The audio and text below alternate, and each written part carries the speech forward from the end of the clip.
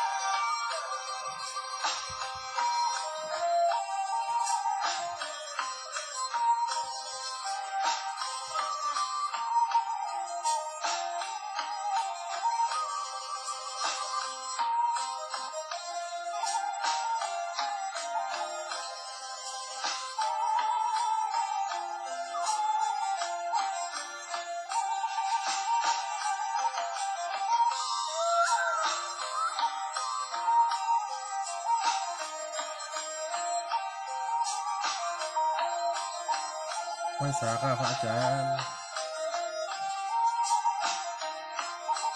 พ่ออภิวัตทำเมธีไหว้สานะครับอาจารย์เนอะตั้งเพื่อพานฝนตกก็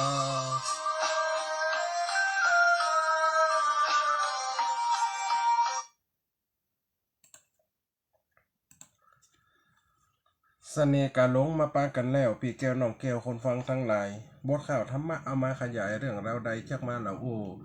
เจนยิงเจนใจจู่คนจู่ผู้มีใจจื่นสู้เราฟังมาแล้วเนอะแกเท่าปั่นกลางไฟลังบ่จังยังตัวหมอนคา FM 106.50เปิดฟังดอทาทุ่มหนึ่งไหลมาหยัดมิด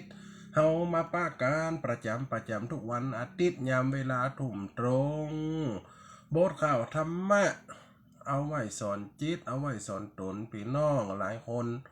ฟังอยู่ทางบ้านฟังอยู่ทางบ้านเจริญสุขเจริญสีเจริญมีเจริญวัยเจริญจิตเจริญใจเป็นยังศรัทธาสาธุชนคนฟังรายการสถานีวิทยุ FM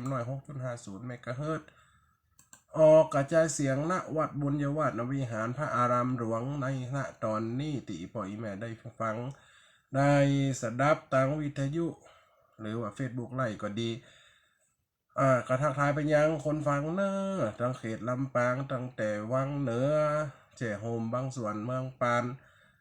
อำเภอเมืองแม่เมาะห่างชัดสุปราบเสริมงามติดต่างจังหวัดกับตั้งเชียงใหม่เชียงไฮ้ดาวเวียงป่าเป้าอำเภอแม่สวยอำเภอแม่ลาวก็ดีทั้งแม่ขจานก็ตั้งสายเชียงใหม่กับอำเภอสันทรายอำเภอดอยสะเก็ดตั้งจอมตองสันป่าตองดอยหล่อและก็ตั้งหางดงสารปีและอำเภอเมืองที่ฟังขื่นฝ่ายหินก็ดีเวียงป่าเป้าเรดิโอก็ดีขื่นห้วยตองซักก็ดีอัตมาภาพขอเจริญพรเนอธรรมะสวัสดียามค่ำเนออีปออีแมนเนอวันนี้อัตมาภาพได้มาจัดรายการมาเหมือนเดิมปกติทุกวันอาทิตย์ที่เรามาพบกันในบรรดาอีปออีแมนเนอตะเกียตมาภาพกับไปร่วมงานทำบุญในบ้านตาปิ๋วเนาะบ้านถูกหัวจ้างกับป้าใส่โยมแม่ตั้งหลายลืมไป เปิดเอาซองหรือว่าเอาจตุปัจจัยใส่ย่ำไปเฮ้ก็ลืมเอาหอยไปหนอกคนเนี้ยมันได้อ่านจืดกับที่จำได้กันยังมีไอ้เนี่ยแม่ยายบัวไข่เนาะแม่แก้วนะแม่บัวแก้วนะตะกี้กับไปเอาบ้านอีแม่เหียกำโยมแม่กัมแต่วันนั้นแต่วันซื้นจ้ะมาเอวหาลูกอำเภอหางชัดมาปุ้นบันพงโคกเนาะแม่บุญกัมกับมาเอวหาหลายคนตะกี้หลายแม่ยังหูบ่ได้จำเสียงเนาะโยมแม่คนเดิมแม่อย่างก็นะจื่อเพิ่นจัดงามนะ แม่คำปอเนาะแม่คำปอโอ้หลายแม่ตะกี้นะที่เปิดมาตอนหักก็ดีก็อนุโมทนาเด้อดิจอมทองหยามเฮ้อเล็กๆน้อยๆมีของฝากที่เริ่มได้กับแม่ยายติงเนาะปะหนได้กับหนนั่นวันนี้เป็นเอาแหวกเอาเม็ดฟาร์มากลูกเอาแหวนแนบลูกหนวดมันนะเฮ้อนะ การโมทนาอีแมนเนอะไปหนใดก่อนนั่นเฮือนี่เฮืออัตมาภาพก็เก่งใจบ่ได้มีอย่างไปเฮือเนอะมีแต่กำปอนกำติดกำเตสนาของ เศษเสี้ยวนะขององค์สัมมาสัมพุทธเจ้าตัวอันเอาไว้เฮ้ออีพ่ออีแม่ได้ฟังเพื่อประดับจิตประดับใจตัวอันเขาจะนำมาโอกันต่อในเรื่องธรรมะเนาะนี่เรื่องลูกฮักได้กินหนังลูกจังได้กินลูกตอนที่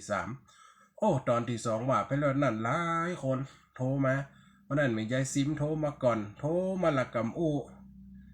โทรแล้วก็อุ้มได้กัดอกอีว่าโอ้เป็นยังอีแม่โอ้ให้ตัวน้องนงคาน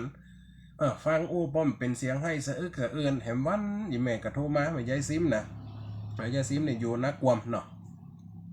อีแม่ให้แต่ของพระอาจารย์โอ้ให้อยู่กลางสลีให้ตึ้มขืนเขาลังจะมาเป็นโตดเนี่ยกะ ให้สะอึกสะเอื้อนอีแม่ว่าปากป้อมเป็นกำนะเขากัดตั้งสติเอาอีปอยอีแม่ฟังถ้าว่าฟังแล้วถ้าว่าย้ำบทเศร้าเขาให้ตัว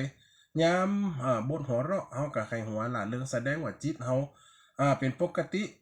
บางคนสอนอีปอยอีแม่นะบางคนตุเจ้าพระนายหรือพระสงฆ์เจ้าเป็นเตดฟังกับตัวอันหูเรื่องเปิ้นเล่นบทได้กับหูเรื่องแสดงว่าเปรียบเสมือนหลวงพ่อพระครูบุญทองว่าเปรียบเสมือนหน้าดินอีปอยอีแม่ต้นไม้ยามนาดินนาแรงเฮามีการกุนมันเฮามีการทวนมันเอาน้ำเข้าฮดมันกันไหลนี้เฮียเอาน้ำเข้าฮดมันกันไหลนี้เฮียบัดซึมเข้าถึงหากบัดซึมเข้าถึงต้นเป็นเสมือนเหมือนกันแสดงว่าคนตีเปิ้นห้องว่าเปิ้นห้องว่าคนอินโนเซนต์เนาะคนที่มีความจิตใจอ่อนโยนก็จะเป็นคล้อยไปตามเนาะเรื่องลูกฮักกินหนังลูกจังกินดูกตอนที่2กล่าวถึงน้องนงคานเกิดมาแม่นี่จังเพราะว่าอันยังเนี่ยความหักของแม่ต่อการมีลูก3คน1นายกองภพ2น้องยาดา3น้องลาจิวันโนคานเกิดออกมามันได้กินนมล่ะยมแม่ยมว่ะลาแม่อุ้ยหรือว่าแม่ย่าบัวคำน่ะเลี้ยงเอาบ่ขอเตอะถ้าว่ามึงหักมึงเอ็นดูแม่กำใจว่ามันเสียใจลูกของแม่ตายถึงคนไอ้บุญเกิดมันตายไปในกับลูกตับลูกต้องแม่มีคนเดียวไหนจะแม่เสียใจย้ำว่าลูกมันออกมาเป็นหลานของแม่ถ้าว่าตัวจำฮักตัวจำดูแลแม่ขอให้มันกินนมเสียง3 เดือนเนี่ยเตอะแม่จะเลี้ยงจะป้อนข้าวหม่ำจะเกี่ยวข้าวป้อนมันเอาจะบดข้าวเกี่ยวข้าวอย่างคนสมัยก่อนไหนปล่อยแม่เนาะกระเต่าเกินมากระตื้มดูแลแต่ลูกให้ว่าตีนว่ามือหาเดี๋ยวก็ปัดมือหนีตบแป้นเขาใส่เฮียจังลูกลอยจังลูกลาหนองนงคานแม่ในกระเป๋าเอาแม่ยาก็หลานก็ได้8 ขวบ9 ขวบขึ้นมาคาถาว่าย่าเนี่ยอย่างแม่ถึมฮักย่านี่อ้ำขำคอไหวมันอยากจะอู้ให้ฟังเหตุต้นมันเป็นอย่างไรว่าเปิ้นฮักกาลูกบัดดีจังเด้อแม่ก็คือแม่คือพระพรหมของลูกบัดดีจังย่าเนี่ยเป็นแม่ก็ได้นอนด้วยย่ากระเป้าเอาน้ำตาก็ย้อยแต่ย่ากันลักให้ด้วยหลานอินดู เอ็นดูเพราะว่าอย่างแม่ถึงคนหักลูกเนี่ยเปรียบเสมือนสัตว์อีพออีแม่ฮอตเนาะสัตว์เกิดมามันยังหักลูกหมูมันก็หักลูกหมูหมามันก็หักลูกหมาไก่มันก็หักไก่มันก็ดูแลของมันคนเขาปัจจุบันทำสำนักที่หันออกข่าวอีบ่อยแม่เนาะเอาไปขวางห้องน้ำไปขวางตั้งต่อระบายน้ำเอาไปขวางติปลาติบมกับมิเกิดมาแบบใดโดยความหักเกิดจากกิเลสตัณหาแล้วก็จะเป็นปัญหาสังคมอย่าปล่อยแม่ฟังกันไปกล่าวถึงน้องนงคานถามแม่ย่าบัวคำก็ว่าอย่าเลี้ยงเอาเป็นยังอย่าจะหักเอาดูแลเอาหลานเฮ้ยสุดท้ายแม่ย่าบัวคำอยู่ด้วยหลานได้8 ปี9 ปีเริ่มชราละเริ่มเท่าแก่ชรานั่นสังขารอย่าบัวคำจะยูมได้จะละหลานอยู่จะได้อีพ่ออีแม่จะได้ฟังกันไปตอนที่3นี่เนอเรื่องลูกฮักได้กินหนังลูกจังได้กินดูกเนอเป็นคติสอนใจบท3นี้มาตีกำจาพี่น้องเอายิ่งใจใหญ่น้อยฟังกันไปจากจะล่ำถอยความทุกโศกคอยมาซ้ำวิไลลูก3ผัวงามอยู่กำมาตายความน่าจากไปเลี้ยงลูกนั้นฮักบ่เหมือนใจบ่เต้าบ่เติงบ่เกิงบ่คอนอินดูน้องคานมาอดอ่อนแม่ก็จริงจังดา ได้ยาบัวค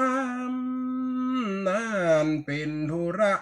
ที่คอยอุ้มชูดูแลเหมือนว่าคนไข้หมอรักษาแผลตั้งเมื่ออุเวจนปอใหญ่นาฮักหลานแปลงหลานอาหารเสื้อผ้ายาก็หามาใจผิดแต่วิไลอันเป็นแม่ไทยใจมันมองไม่เหลือแห่งจังลูกในใสหากได้กินแน่ได้เสียผัวแปงโตดว่าลูกลาเนี่ยผัวตายโตดว่าลูกเนี่ยเกิดมาเป็นคนอับปีคนอับโจกเป็นคนบัดดีกาลีกับบ้านกับเฮือนเนี่ยคือป่อมันตายได้เสียผัวแปงโตดว่าลูกลาเป็นกรรมติดไม้บ่คายสาขาดทุกในอุราแต่เก้าแม่ย่าบัวคำก้อยอูก้อยเป้าสั่งสอนหลานเจ้าตึงวันชีวิตคนเฮายอมจากผวนพันกรรมเก่ามาตันแม่ย่าแก่เท่าส่วนหลานนงคานอายุยังเข้าถึง12 ปีแล้วนั้นย่าเจ็บป่วยกายห่วงในหลานจันเพราะกลัวแม่เขาท้าลุนตึงบ่อเขาแก็บเขามินกับปูนย่าห่วงวิตูนไฟจะปกป้อง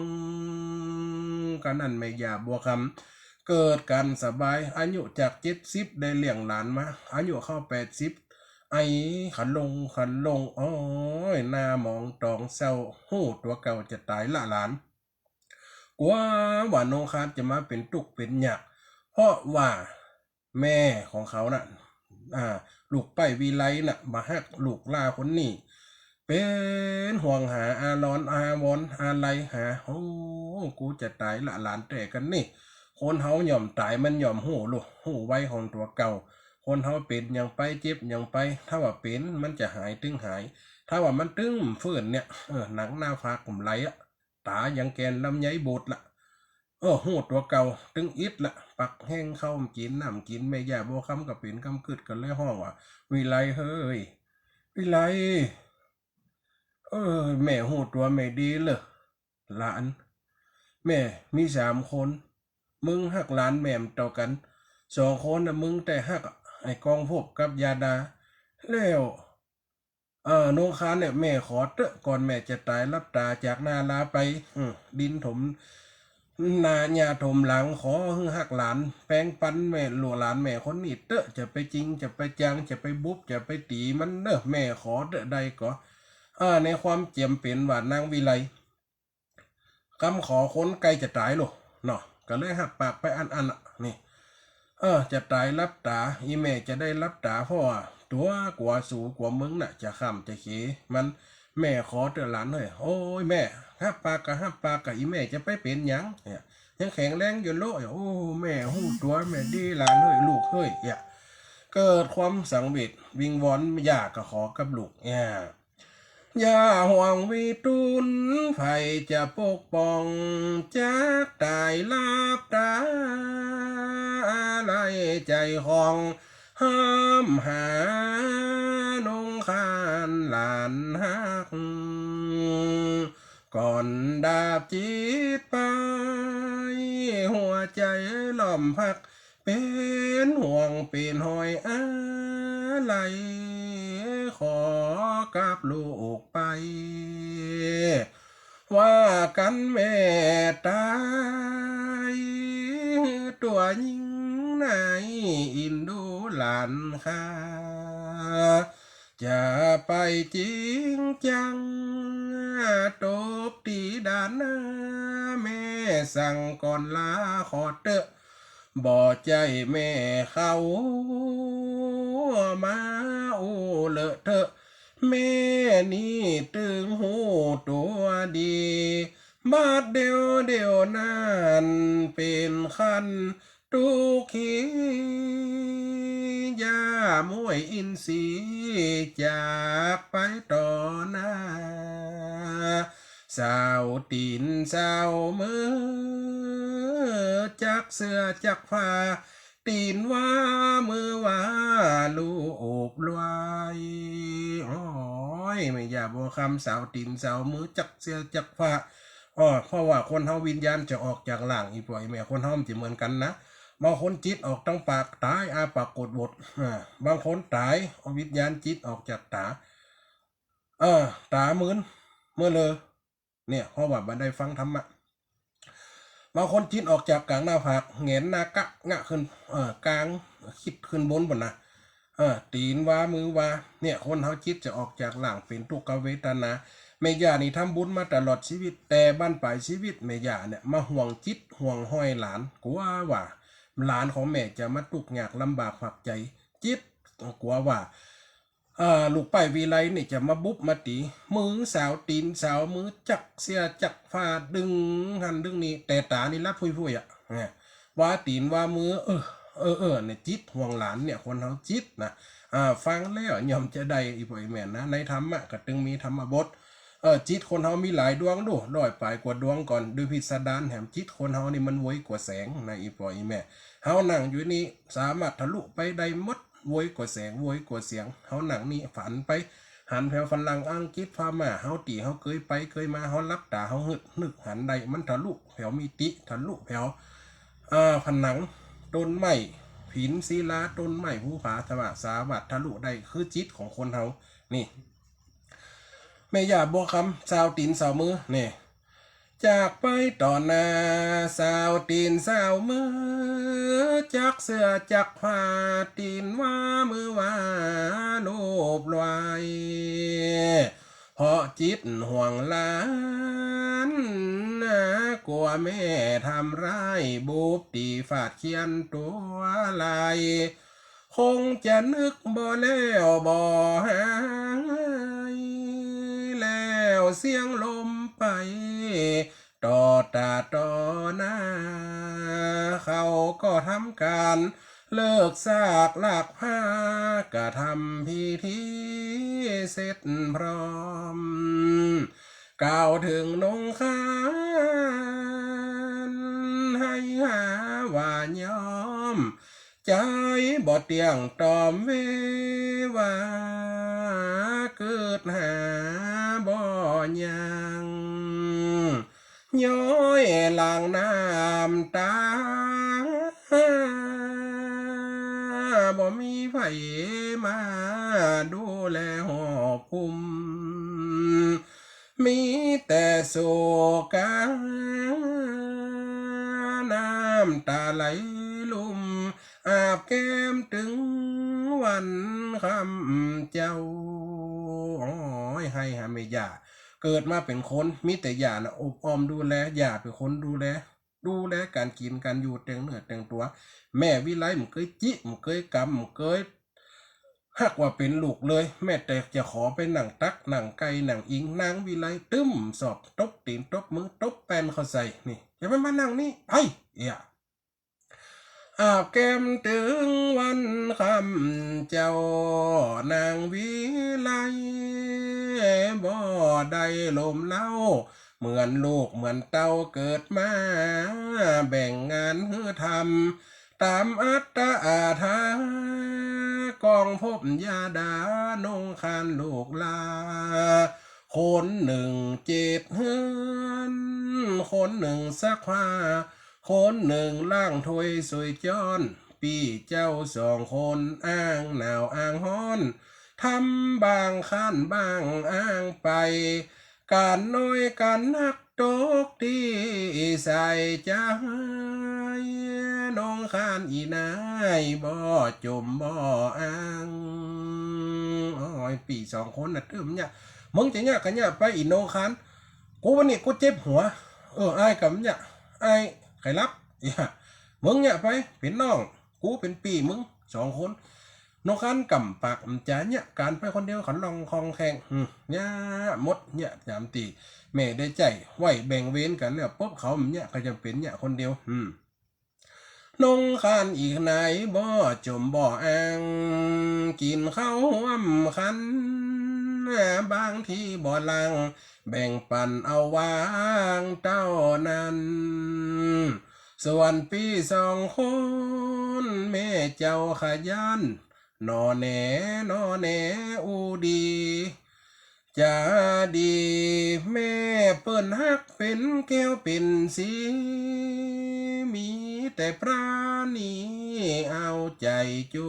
ทอยมันถูกหน่อยปล่อยแม่ลูก3 คน2 คนน่ะนอนแน่กันเอายิบตีนปลาซื้อข้าวนมข้าวต้มมาลูกทำคนเลยตื้มพอแลห่างตาพอเลยนั่งกินข้าวก้มหน้าพอกะขันตกกับจ่อนกุมกินแล้วเป็นขาบไปแม่เนี่ยตื้มถามตักอย่างขิงกินใครปลาบ่กินอันนี้บ่กินจีนมันบ่ตื้มพอใส่กินคนเดียวแม่หักลงต่อกันจำเป็นกุมนานรับตาหม่อมมีแม่ยาดูแลนอแนวดีจะดีแม่เปิ่นฮักเป็นแก้วเป็นสีมีแต่พระนี้เอาใจจูทอยตกปั้นนงคานตึงบ่ออิงอ้อยตามยะถากรรมลูกไทยพออย่าบัวคำได้ขอเอาไว้ก่อนตายพรากหน้าจิตวางวิไลลูกเลี้ยงลูกตามใจบ่อข้างเว้นแต่ยิงนางนี่เป็นลูกลาบางทีทำงานบ่ตั้นใจข้าก็ด่าดุดันกระทบเต้าว่าเวลาวันเดือนเลื่อนครบเป็นสาวเป็นบ่าวขึ้นมานางก็ส่งลูกได้ศึกษากองพบยาดาเป็นสาวใหญ่อีกขึ้น6 ปีผ่านไปเริ่มเป็นบ่าวเป็นสาวกันละการเรียนศึกษาบ่พอลึกเตือนกองพบบ่พอเก่งนักจะจบม.6ไปไข่ไปอยู่พักโรงเรียนในเมืองปุ่นกายาดาแถมนั้นบ่เมินแล้วนะก็จะจบโดยแหมปีหลวงปนวิไลก็เลยมาจากกำสนห้องลูก3 คนมาพร้อมนางวิไลกองพบเป็นไอ้เก่าจะจบม.6จะไปเรียนต่อในเมืองกาเทิมก็ต้องสูงกาลดการล้างกาแต่งเนื้อแต่งตัวกากินกาหอแฮมแล้วนางน้องยาดาคนทัดมากะจะจบม.6แฮมปีหน้าเนี่ยจะด้วยไอมันไปห้องลูก3 คนมามาเดียวนี่แม่จะอู้หูสูฟังไอกองพบมันก็จะจบละลูกพอใจมาถึงได้กินแห้งแน่นอนมันได้ใจน้ำสกุลป่อมันจะเป็นหน้าเป็นตาก็ครอบครัวถึงเฮียนเก่งเป็นยังแม่จะทรงเฮียนคนเฮาเนี่ยเก่งแต้มกว่าขยันคนเฮาขยันนะเป็นเจ้าเป็นนายปันเลอยาดากับเจ้าก็จะเฮียนแม่ถ้าน้องจะเฮียนรอจบกับแฮมปีกับไปอยู่หอพักด้วยไอกำนั่นโนคานกับละน้องอยู่ม.3อยู่แฮม2-3 ปีน้องจะจบแม่จะส่งน้องเฮียนก่อมึงต้องโอ้เลยโนคานส่งกับไอ้กับน้องส่งกับไอ้กับปีมึงเฮียนมึงเป็นน้องตาเฮียนละกูจะเอาปัญญาที่ไหนมาส่งเฮียนลูก2 คน 3 คนตายกับปูนหลายอยู่หูตื่นหาคนเดียวกิน3 คนก่อนมันได้จบก็คือจบถ้ามึงใครห้ามใครเฮียนไปซ่อหาคนเดียวปะเลิมยังการงานบาเดียวดีเสียลูกเห็นละกูเลี้ยงมาปันอีจบม.3 ปอกูถึงบอกแล้วกูมันจะปอแต่หึงกับมึงแหละนั่งโนคานน้องโนคานก็เริ่มจังปากพ่อแม่ตัดกรรมจะอันเนี่ยนี่เป็นกรรมกึดอยู่หันในใจออกนอกไว้เนี่ยห้องลูก3 คนมาพร้อมว่าบัดนี้นะ3 ลาอยู่ล้อมแม่จักบอกต้อมปั่นฟัง การงานสะปะมาคอนตั้งหลังแม่คิดแนวต่างพอไปตั้งหน้าจะส่งสู่เฮียนก็อิดเหนื่อยหน้าจันปริญญายาวนักเงินทองบ่หลายใจ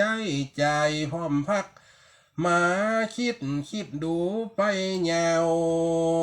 นี่มาคิดดูไปพิมพ์เกตด้วยนะ ก็คิดดูไปยาวไอ้กองพบเฮียนต่อคงหนาวอายุจะสาวทุนนักบ่น้อยแม่จักส่งเรียนเฮือจบที่ถอยกับตัวยาดาเต้าโอนั้นเพราะไก่จะจบแหมบอกกี่จานคงได้เลื่อนขั้นมีงานแม่หวังให้ลูกรับราชการนายร้อยนายพันคงดีบ่อ่อนน้อยกับตัวยางดาโกแป้งแผงห้อยจะได้เป็นครูบ่จ้าส่งได้สองคนแม่อีดเหนื่อยล้าปัญญาสุดนาเนื้อนายส่วนหวานองครานฮือยุดต่อสายจบม.3ไปส่งได้เต้าอีอย่างที่ว่าข้างต้นส่วนน้องนงครานก็มาจู้จีว่าลูกเรียนดีเกรดอัพตั้งแต่จบมาเรียนภาคบังคับบอกเกยดื้อด้านหานกรรมการบ้านการจ้องลูกเงี้ยป่าจำบอกเคยเหลือกรรมกูอย่างกูถ้อยวิไลได้ฟังก็ว่าจ้อยมึงอย่าเอารอยว่าซ้ำพูดถึงว่าแล้วเนาะกูมีปัญญาทรงพูดถึงว่ากูมีปัญญาทรงมึงจะเอาอย่างจบม.3ป.ไอ้มึงจบมันได้ดีมึงกันหวังก็ได้ดีกับไอ้พุ่นกะมันได้มาอูกับกูฟังพุ่นใครเฮียนกับไปเซาะเอาทั้งหน้าพุ่นกูมีปัญญาแต่อีกูก็พอจะตายอ่ะพอจะยืนเคียถึงวันนี้โนว่าย่อว่าหาลูกมึงอย่าเอารอยว่าซ้ำคนเก่งคนดีบ่มีไฟกำตกงานตามบ้านก็มี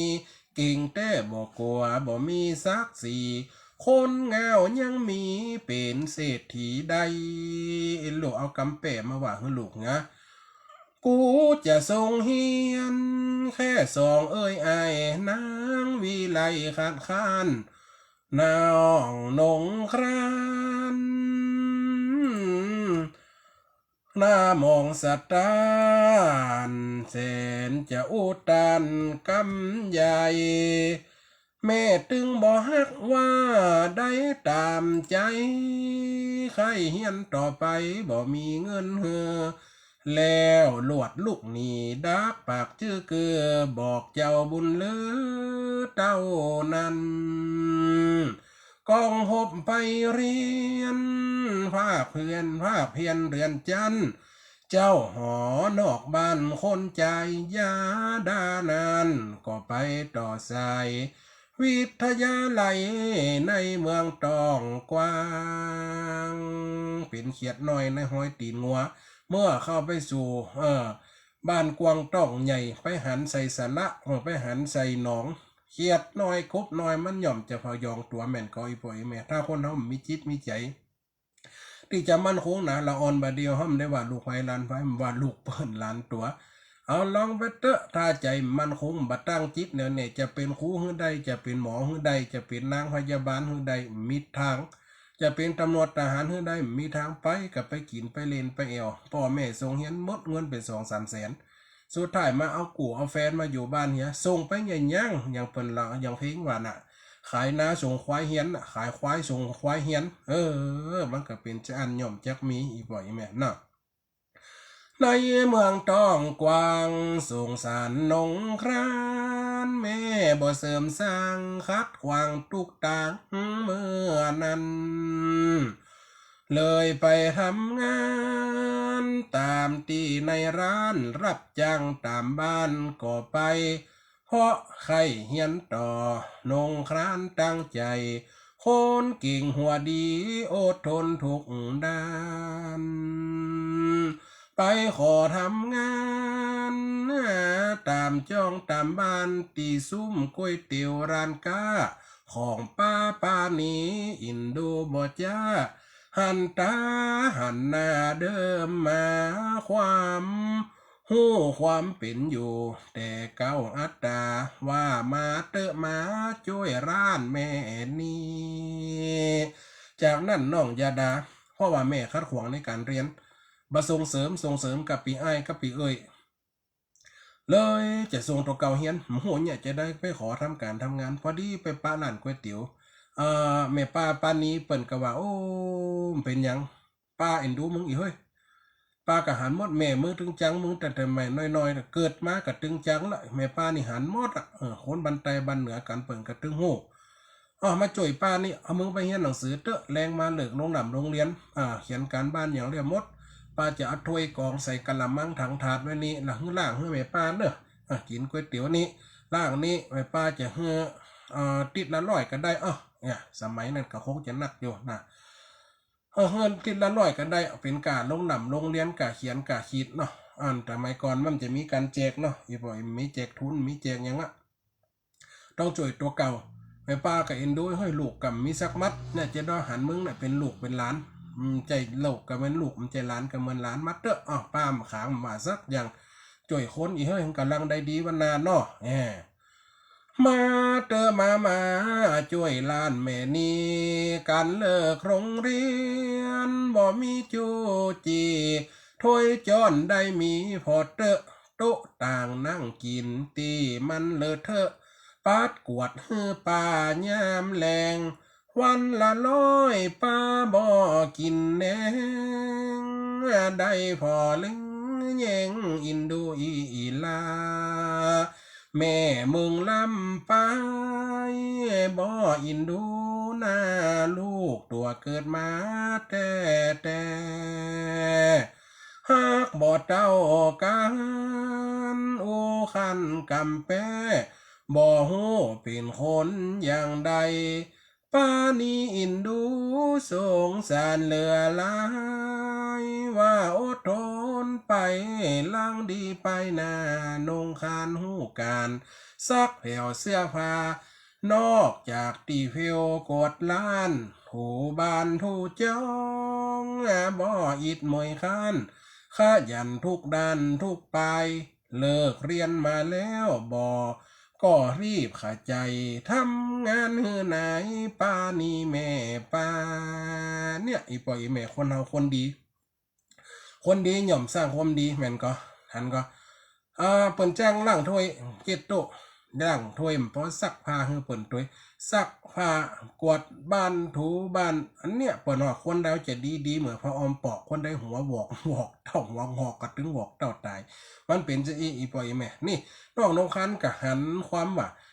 แม่ป้านี้เปิ่นดีกับเฮาเปิ่นมีความอินดูคุณนะเฮาก็ต้องอยากให้เปิ่นดีเปิ่นให้ลูกเปิ่นหลานเปิ่มมีเฮาก็ต้องเป็นลูกเป็นหลานแต้นตีนแต้นมือเปิ่นเนี่ยคนดีตกน้ำไหลตกไฟไหม้นี่แม่ป้านี้ก็เลยฮักส่งเฮียนตัว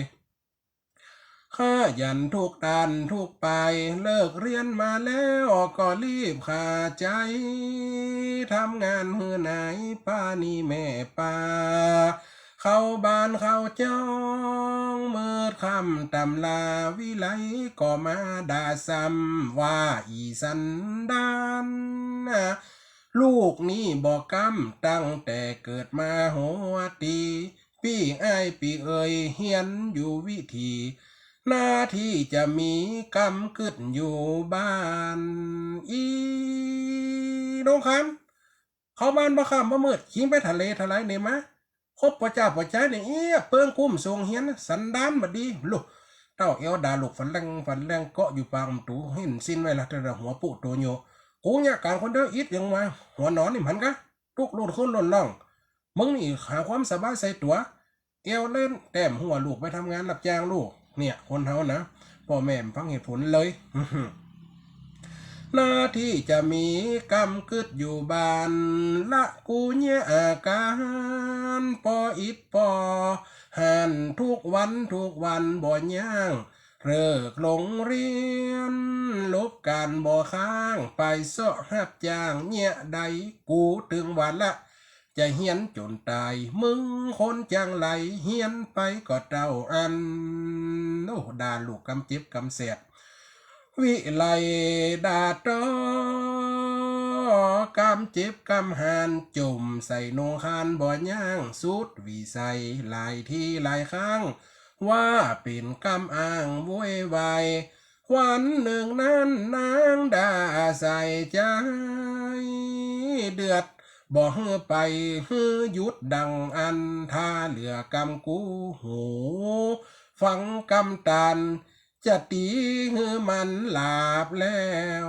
กูว่าจะไปอีน้องคันจะไปอย่างล้านอย่างนี้นะ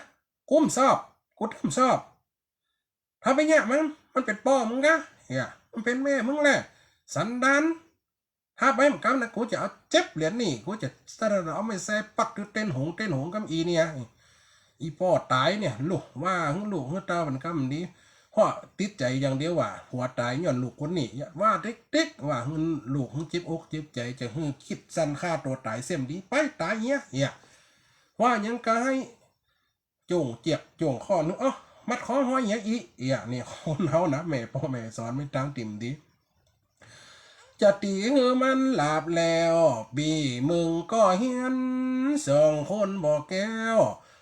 วันนาจักได้เป็นดีมึงบ่ต้องเฮียนบ่มีสักสีกาขายรายมีช่วยกูว่าอันหาเงินหาทองกูสั่งจันฮือ2 ปีมันเรียนไวเปิ้นจากใดดีมึงเหลือตีให้โอดบ่ได้ว่ากำแม่วิไลนั้นข้านาบขาบจำดาตีจี้นำนงคานั่งให้เลยอดใจปากอยู่บ่ได้ว่าแม่อย่างใดทำเตอะเอาละวันนี้นางเริ่มใจขึ้นละสุดท้ายละว่าแม่อย่างใดทำเตอะลูกเขามีนาใจว่ากำเสอะบ่ใจลูกแม่เขากานี่ลูกกูลูกกูว่ะเจ้านี่มันใจลูกของแม่กะลูกตั้งแต่เกิดเป็นคนมาน้องจำความได้มันเดียวน้อง10 ปลายพ่อจะเศร้าเนี่ยแม่กะขนาบครับขีน้องว่าน้องเป็นคนดีถามคำที่สุดแม่เก็บลูกเก็บเจ้ามาเลี้ยงกะมันจะได้ล่ำเหลือมาบุบมาตีมาขำมาขีน้องกับเนี่ยการของแม่หึ่งแล้วมดน้องก็ไปทำงานของน้องแล้วแม่ยังมาว่าหึ่งน้องจะเป็นเจ้าอี้แฮมเนี่ยต่างคนต่างอารมณ์คืนน่ะนางอดต่างคนต่างอดกันมาเหมือนน่ะลูกเขานี่นะใจว่ากำเสอะบ่ใจลูกแม่เขากาแต่น้อยถึงใหญ่แม่บ่เมตตาบ่เคยขุนนาแต่หูความใดนงคานก็จะถึงปากถึงให้แม่ก็โวยวายด่าซะเลยมีอารมณ์กามจมโกทะตีนงคานย้อนถามมาฮักลูกนี้บ่เปียงอัตตากองพบยาดาเอาใจกูถอยตั้งแต่หูความอย่างเมื่อน้อยแม่บอกเคยก้อยพอเป้ามีแต่ยาบัวคำนั้นเล่ามาตายละเจ้าไก่กาถ้ายายังอยู่บ่มีปัญหายานั่นป่ากลัวแม่ผู้สร้างนั่นคำนั้นน้องคันย้อนไปว่าถ้ายายังอยู่ถ้าแม่ยายังอยู่เนี่ยลูกกำตุกนั้นปันอีแม่บุบแม่ตีมีไผปกป้องเลย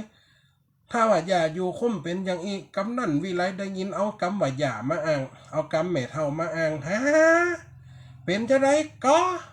กูเลี้ยงมาเป็นยี่ยังว่ามันดีมึงกินนมไผ่อีถ้ากูเอานมตั้งอันน้ำปากมึงจะได้กินจะได้ไงเป็นคนมาจะอีกเหรอมึงเถียงกูแล้วเดี๋ยวนี้สันดานมึงเกิดละกะมาดีใบมันนี่เงาอันหิ้งกัดหนีไปตายด่าลูกด่าเต้า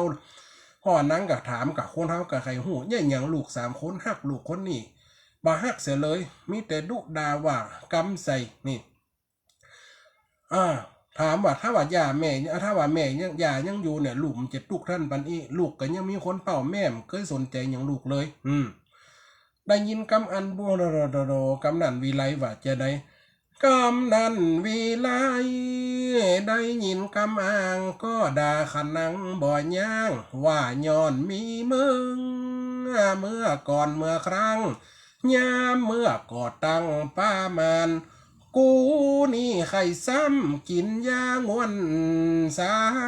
รจะคับหือมันก้อนเลือดหลอดใส่กูจะเอามึงลงเมื่อมันเป็นก้อนเลือดมันน่ะมึงดันทุลังเกิดมาป่อมึงนั่นน่ะเขียจำเอาไว้สุดท้ายมามันตายหันก็นี่ก้อนเลือดหลอดใส่แต่ว่าป่อมึงกับย่าใจขอมึงนายห้ามไว้สุดท้ายก็ตายตอนมึงหนีไสเกิดมานั่นได้ปอดีปอมึงนั้นได้ตายเป็นพีพอมึงกาลีตัวสวยเกิดตังดูมึงเกิดปอตายมันของบ่อนลังกูนี่ตึงจังเหียล้ำละตุกฮือกูมึงตึงบอกกำวิไลว่ากำเจ็บแกนอินดูนงครานทุกใจเหลือแสนแม่มา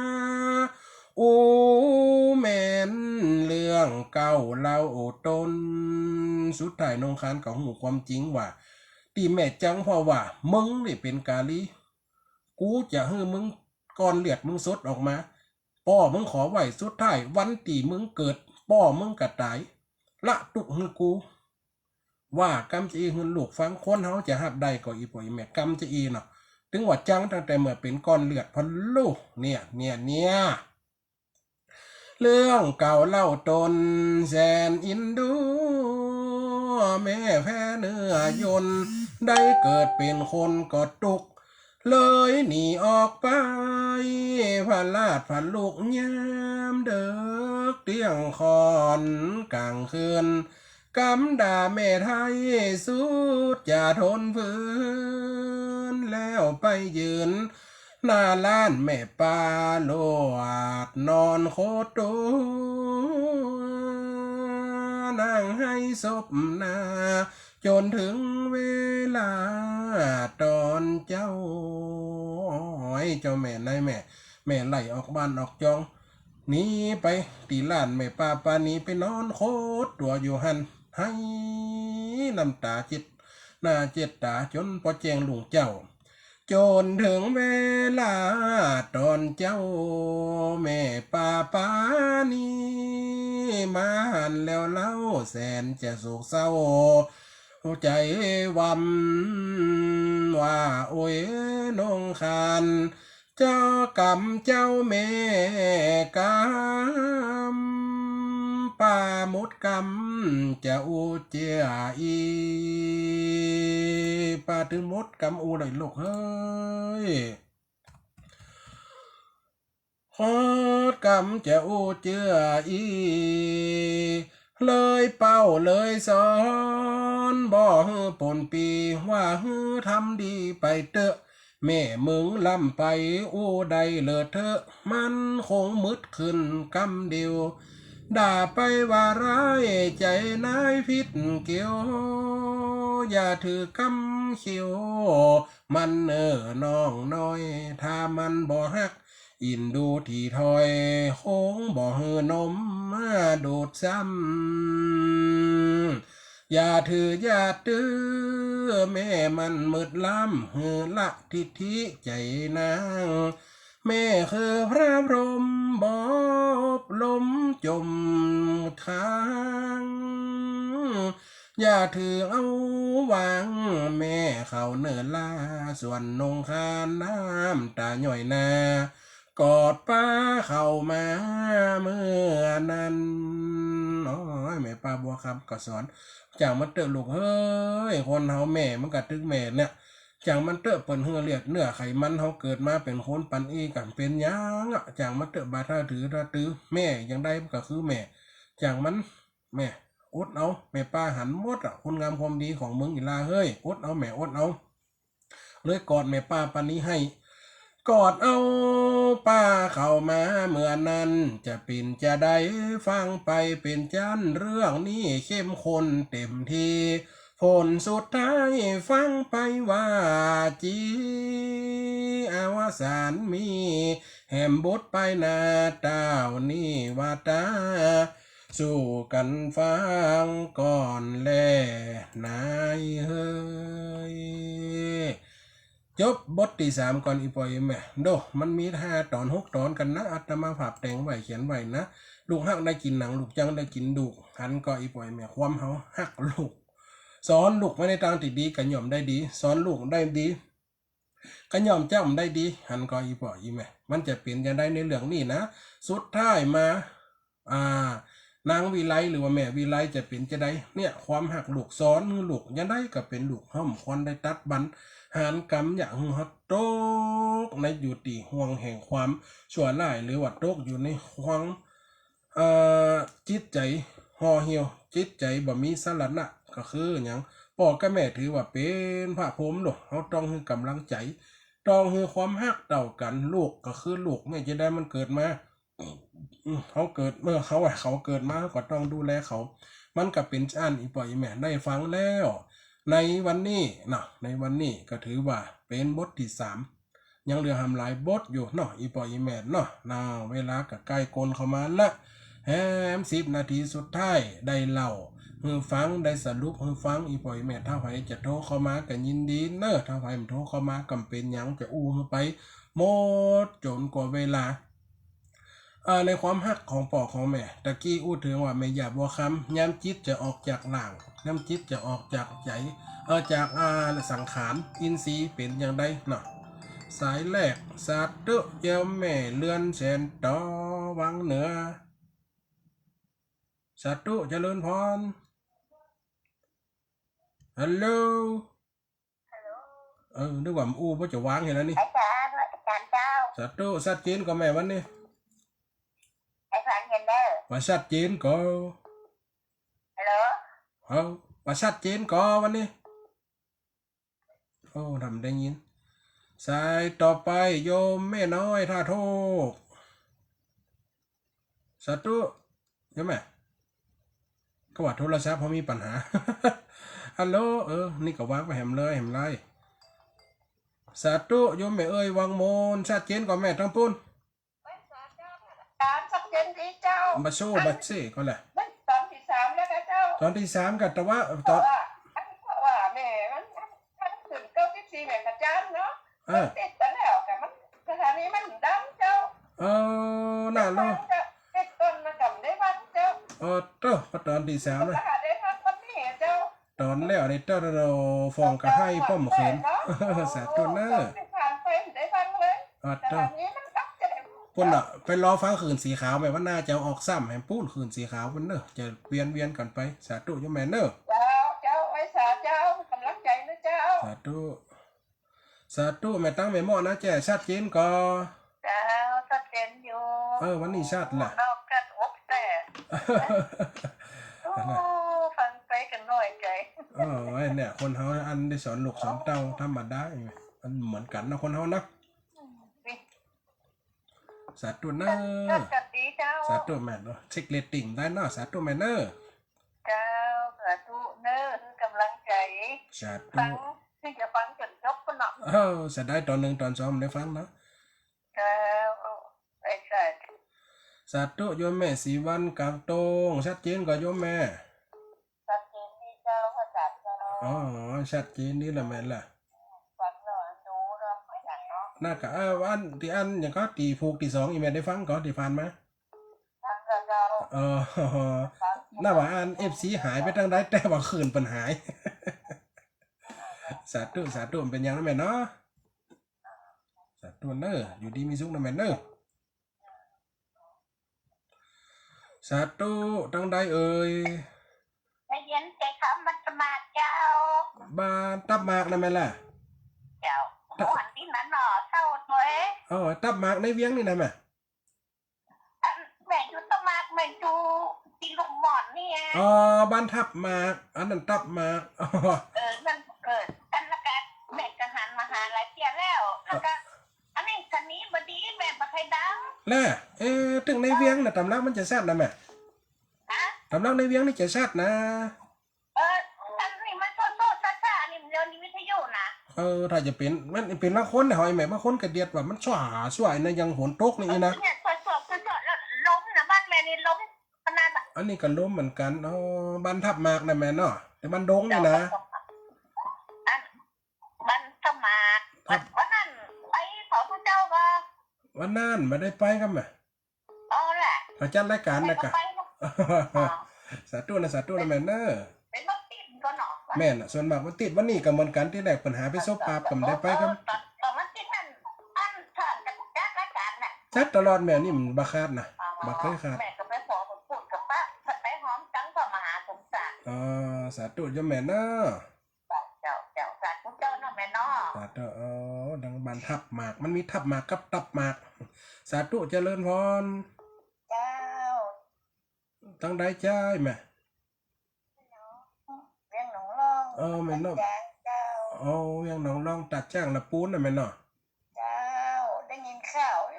โอ้ยฝนตกนี่จืดบานจัง สาธุแม่เนาะอันนี้เลี้ยงเศร้าไปหน่อยน่ะเขาซื้อว่า3ติดมันนี่เลี้ยงเศร้าน่ะเนาะ เจ้า เรื่องเศร้ามันเป็นหยังแม่น่ะฟังไปเนาะสาธุเด้อ ฟังกุศลกูองค์ สาธุตั้งดับปูนชัดเจนมันเป็นแต่คืนนี่แม่ เจ้า สาธุเด้อสายต่อไปโยมแม่บัวเขียวนางแลห้างชัด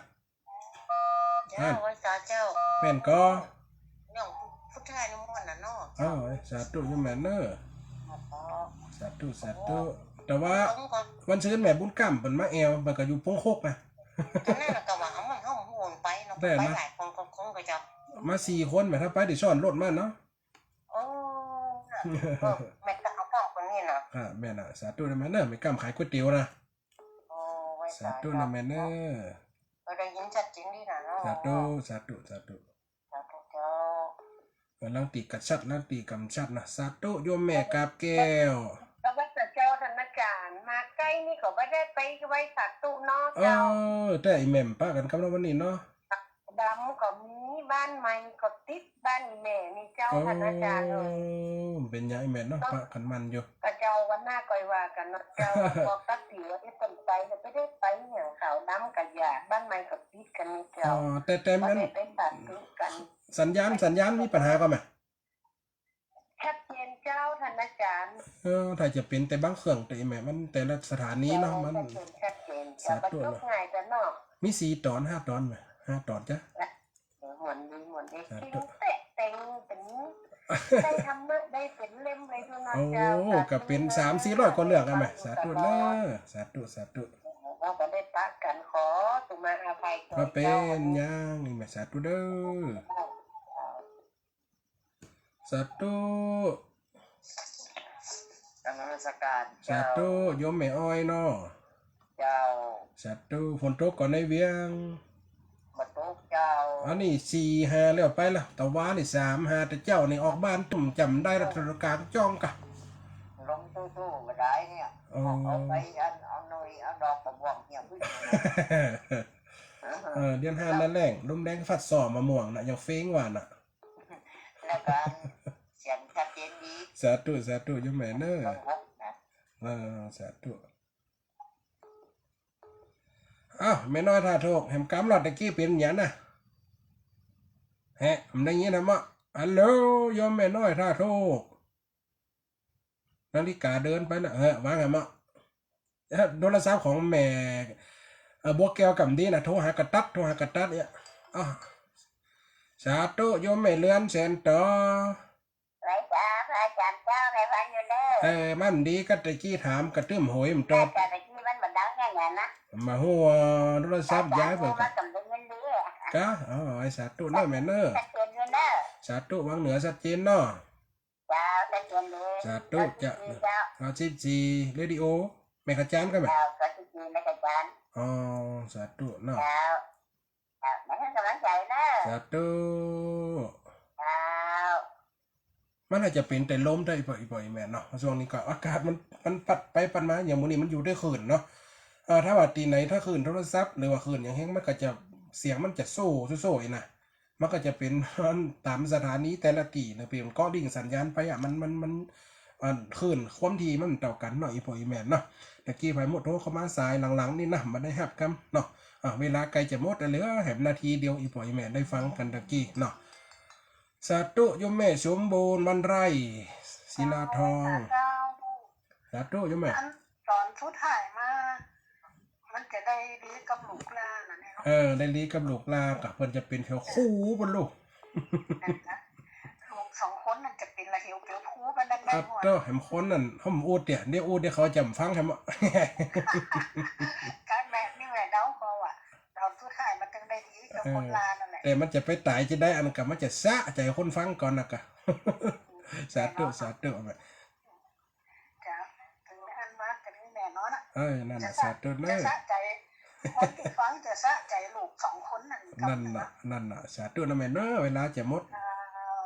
ไม่สาธุ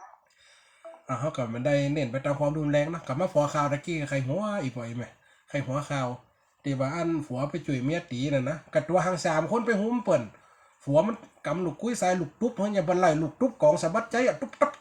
นั่นอี3ตัวน่ะเฮียฟันเนาะกัดตัวหางไปยกคอเมียเปิ่นไปหยาดผมเมียเปิ่นเนี่ยคนเอาศีลธรรมมันมีน่ะฮักกระตึ้งฮักไปน่ะถ้าผัวมันจุ่ยเมียก็จะว่าผัวนี่มีน้ำจิตน้ำใจผัวมีเมียน้อยอีน่ะจุ่ยเมียน้อยมาตีเมียเก่าอีกำทวงน่ะมันก็ต้องฮักเมียเปิ่นไว้เนาะเอาแหมสายเนาะสายนี่สาธุเจริญพรจะหมดเวลาไหนแม่แม่ทามันก่อนเต้ามันฟ้อนในเวียงก็ฟ้อนละปูนฟ้อนจึงฟ้อนลำปางฟ้อนลำปางสาธุโยมแม่เนาะผมได้โทรหามันแล้วจะก็ว่าเคยโทรก่อนแม่ฟังทุกวันแต่ไม่ได้โทรหาว่าจ๋าเนาะเป็นยังแม่เนาะเวลาหมดเวลาไหนสาธุฝนตกพอดีแม่เด้อได้จะดับแล้วนะนี่ช่วยมาแล้วนี่ได้ยินดีน่ะได้ทั้งแม่อีแม่ซ้ำไก่กับอยู่ห้านอยู่แม่ห้านสาธุนะแม่เด้อเป็นพรบ้านตาเนี่ยแหละบ้านพรบ้านตาเหมาะสมเนาะหมู่นั่นบ้านชมพูนั่นจอมเมืองสาธุเด้อสาธุจ้าว่าจ้าเป็นฝนเป็นลมอะไรแม่เฮ้ยชั่วล่ะที่ว่าดาฝ่ายเขาตอกละหมดเวลาพอดีแม่ตรงเป๊ะเนาะเวลาหมดแล้วคนฟังรายการขอส่งสัญญาณอุจจาปักป้อนพอนาฬิกาไหลมาลิงคอนสุดตาลาจรนัดปุ๊บติดนี่ลาไปติดหน้าข่อยโคบบรรจุได้เวลาเรื่องลูกฮักกินหนังลูกจังกินดูกยังมาจบเดือนหนาแฮม3ติด3คราจะจบอวสานบาอันติดตามกันไปเนอะจะเลินฟอนสวัสดีรับดีฝันดีเนอะ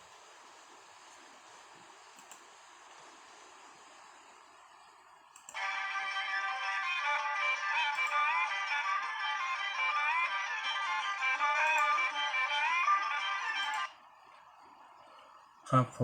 มในไล่นี่ปีนานชวนคนนั่นจะโสธรจัดข่าวเหมือนกันเลยสาธุด้วยปีนานเนอแม่จำปาแสนพรหมนักแสดงมีชื่อเสียงย้ำเท่าโลกแม่ครูเฮานะแม่ครูจำปาและแม่อภรอินปันอันนี้จังซอดังเหมือนกันคนบันกิวเหมือนกันโลกบันกิวก็ค้าแต่ไปอยู่เชียงรายเนาะแม่บัวเหลวทวีศักดิ์เจริญพรนี่แม่เนอเก้าท่านนะมันหันภายไลหันกันตั้งหลุมเนี่ยนะon the line เอ็นชาวลำปางเจริญพรนะลูกเนอเจิดนิพัฒน์บุญมาแม่พิสมัยเนอโยมแม่ดร.จารุวรรณอันนี้ประธานใหญ่การแต่งข่าวเนอแม่จารุวรรณเมืองจ้าเจริญพรอีแม่เนอพระบุญรอดวงสนุกศิริปุญโยอะไรน้องแด่นหรือว่าน้องเทเนอสาธุเนอเวลาหมดเวลาแล้วครับผมเป็นเรื่องเป็นตอนเนาะโอ้ม่วนเด้อมีหลายตอนหลายอันจากอยู่นะครับเด้อเจริญพรเด้อ สาธุลงไหลก่อนครับผม